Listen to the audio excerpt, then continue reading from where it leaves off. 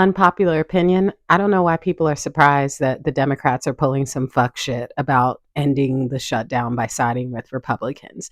If you're new here, my name is Zakiya Young. I am your favorite suburban black girl. And y'all, and look, I understand we are frustrated. We are all tired of this government shutdown. And we are still floating on the high from Mayor elect of New York City, Mamdani, winning in huge fashion. But we have to remember the Democrats did not endorse Mamdani.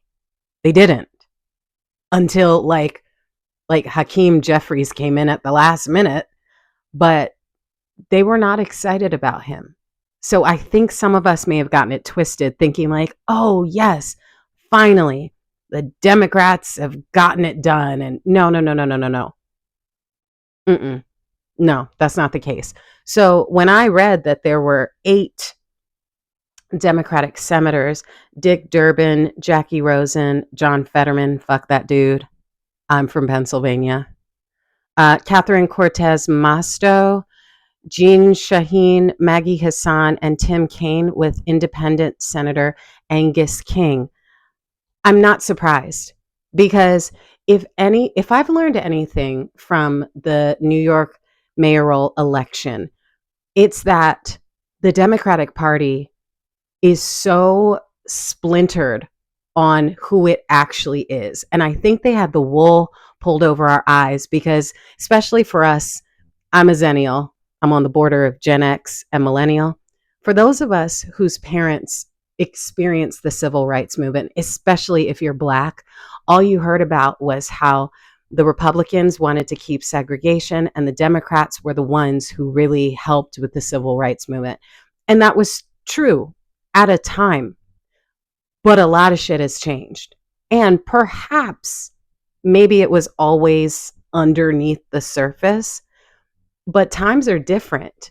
And we are able to look at these we're able to look at political parties differently.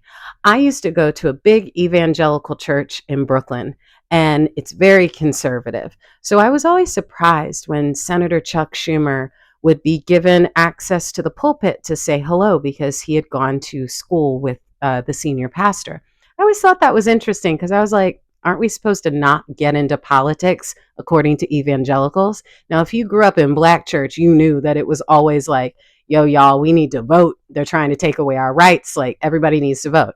But in the evangelical church, or at least in the ones that I went to several, I never heard them talk about voting unless it was voting to protect family values or to protect the name of Jesus, protect our right to worship freely, when literally none of that was at risk. But I digress.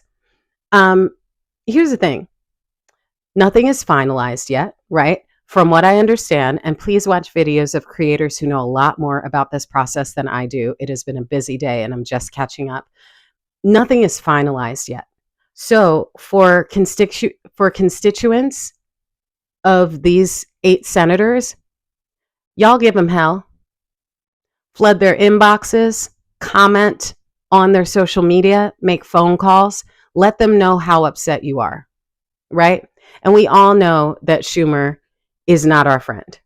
We know that. And he needs to retire.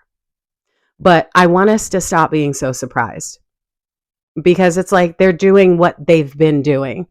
I remember when President Obama was elected for the first time, I was shocked by how many of the Democratic members of the Senate and the Congress were just flat out disrespectful toward him, flat out disrespectful, or publicly parting ways with him.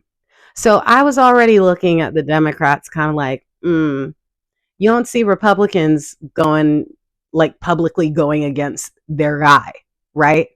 It felt very much like because President Obama was not allowing them to walk all over him, they had issues with that. And I see the same, and also he's a Black man. And seeing the same thing seemingly happen with Mamdani's election, it wasn't lost on me that the establishment Democrats did not trust him. Same way that they didn't really trust President Obama. Because you have to have a united Senate and Congress to get shit done. So they've been doing this. It's just a lot more obvious now. So I want everyone to take a deep breath and keep the pressure on, because nothing is finalized. But also, we need these third parties to really keep the momentum going, because clearly the two-party system is not working.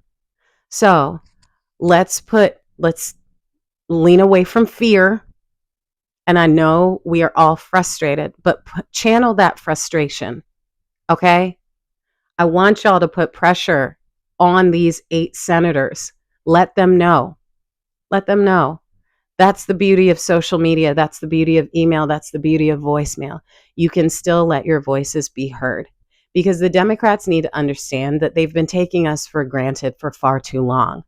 They need to understand that they are not guaranteed our votes ever. They don't have the guarantee of our support. And all too often, Democrats are too polite, or we back off immediately and we're like, oh my God, well, we lost. We haven't lost. We haven't. We're going to keep fighting the same way that people in New York kept fighting and made a huge change that has inspired our country. I have been feeling hope lately, y'all. Like I've been feeling hopeful. And it's been a minute since I felt hopeful. So, let's keep working together. Let's keep remembering who the enemy is. It is not the person of color. It is not the person of a different religion. This has always been about wealth distribution. Always. And these senators are trying to protect their bottom line. They don't give a shit about their constituents. If they did, they would not be willing to fold. But I feel like this is almost like a reminder from the universe, like, y'all, we can't relax yet. We can't relax. One New York City mayor does not mean the Democrats have changed who they are. Okay? I'm grateful that Nancy Pelosi is going to retire. I am glad she is. I hope many of her counterparts will do the same, so we can get new energy into these elected positions.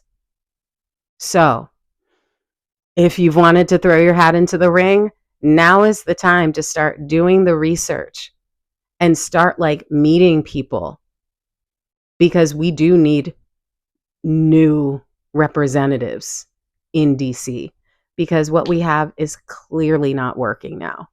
They are not working for us. They're actively working against us to protect their bottom line and their wealth. And that's not going to work anymore. And remember, they work for us. They work for us. So we absolutely have the right and the responsibility to let them know when we are displeased.